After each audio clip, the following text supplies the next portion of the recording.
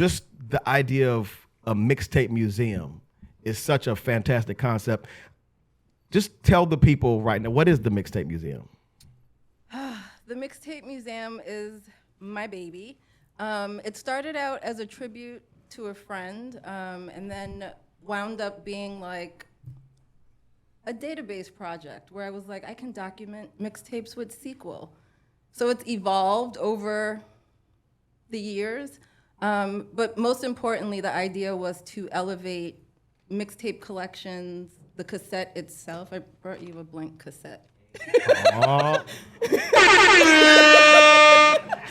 That is beautiful. But the idea was to elevate the cassette as a primary source, including mixtapes, but to dig deeper than official album releases, right? Because I'm sure many of us in here have made mixtapes. How many of us had made them on cassette? Yeah, okay, yeah. So, you know, and now we are here in this era where we are curating on our phones. And while that's not a mixtape, it's also, the idea is to still elevate that curation that we do. We were having this conversation in the back a little bit about just the word mixtape. And it's like when it came to CDs, when mixtapes were burned to CD, I was like, that's not a mixtape anymore. It's actually a CD because there's not a tape involved. And I think that what you said is really important in terms of like if it doesn't evolve past just the language used to describe it. Right, it will disappear. Yeah. Yeah, and I even like we'll talk more about Do Up 95 Live, but 95 was the year that I like migrated from tapes to CD, and 95 Live was also went from tape to CD quickly. Yeah. And while it was different, I looked at the CD as a way to document my cassette era. Exactly. Because, you know, cassettes, so the thing about the technology itself, cassettes, they degrade over time in a way. Like, you know, you play it so much, it eventually like gets kind of warbled and burned out. And CDs promise this kind of like more lossless sound quality. Yes, and the cassette, because the magnetic tape is inside of a case, it actually protects it pretty well. Oh, really? Yeah. So, quick question. I got a trunk full of cassette tapes in my mom's garage. Yes. That have been sitting there since, I'm very old. They've been sitting there since the 90s. Are they still okay? Probably. Holy if they're in the case, but even if they're not, they're just loose. Yeah, and I mean, we all probably doctored up tapes back in the day when they popped, and we probably just did like a quick, you know, with the tape. But what I'm learning in the archival world is there is like a way to do it. That's a little bit more stable. Splicing. Splicing. Like where you like trim the tape and like. Right, but even over time, you know, there's a sticky shed, which is like a chemical breakdown of the magnetic tape. There's a chemical reaction that can help to degrade the tape, but there's a way to bring it back through baking the tape. And I'm no expert, but Steve Rosenthal, shout out to Steve Rosenthal, who I did On Air Fest back in 2018 with. He's a music preservationist. I'm learning all these things from him and the Association for Recorded Sound Collection. Never heard of baking tape, but you can bake, like literally in ovens.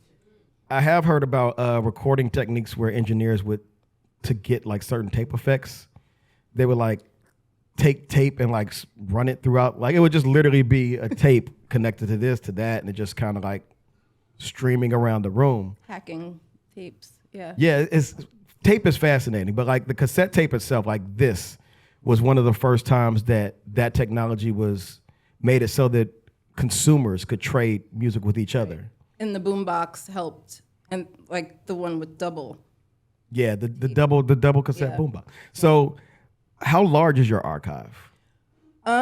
Couldn't tell you. I can tell you I definitely have more. That last donation had about 300 tapes in it, and that's just one collection. But my personal collection may have like about another 300. But it's not just tapes. My collection also includes like my history in the music industry, working with the Clips and DJs.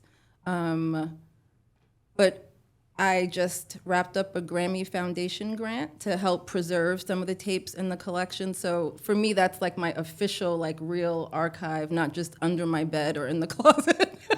Because I had to work with an actual engineer to digitize the tapes and also scan the J cards, which is the cover. So I would say, yeah, I'm still counting. Yeah, I would imagine it's one of those processes where... I should mention, though, that there are a lot of the people who I study who are collectors in the area or just around the world, but even just in Brooklyn, Tape Master has a collection of maybe like 5,000 tapes on cassette, and they're all DJ, like New York City DJ produced mixtapes from like late 80s, early 90s. You know, and there's a lot of other collectors just in this immediate area that have those tapes because they kept them. And like, do you consider, technically, what do you consider a mixtape? I gotta ask that question because again, like you have the DJ mixtape where a DJ is like blending. You have a person that just records songs onto a tape. Well, so I was the person in my bedroom that just recorded songs onto a tape, right? That's a mixtape, right? It wasn't blended, right? It may have some like radio on there and Crazy Eddie commercials, right? So to me, that was a mixtape. But then I got my first mixtape, which was, I don't know the title, but it was a Ron G mixtape. So a tape that a DJ dropped and distributed. I purchased it from a vendor somewhere maybe on 14th Street because I grew up in this area. But then when I started like, you know, I could buy that tape, then I was like, oh, this is also a mixtape, right? And then when I started working with artists and we dropped a mix CD, we still called it a mixtape, right? Yeah. So for me, it's hard to define it on the website of the Mixtape Museum. Like I define it as like a compilation of a very general definition so that anyone coming in, even if you've never touched a cassette, but you maybe have like curated on your phone, you know, and also because I have the Mixtape Museum and I talk to so many people, it's not fair for me to try to define it. But many of my friends that are purists are like, a mixtape can only be on cassette. And I understand that, but also like, you know, you could be sitting in a dissertation defense. Shout out to Kashima, who's in the audience. And, you know, she might pull out a mixtape in the middle of it, or like it may be structured as a mixtape. So like, the definition has evolved for me. So it's hard for me to define it. But that's a question I ask people, right? Is how you define a mixtape. And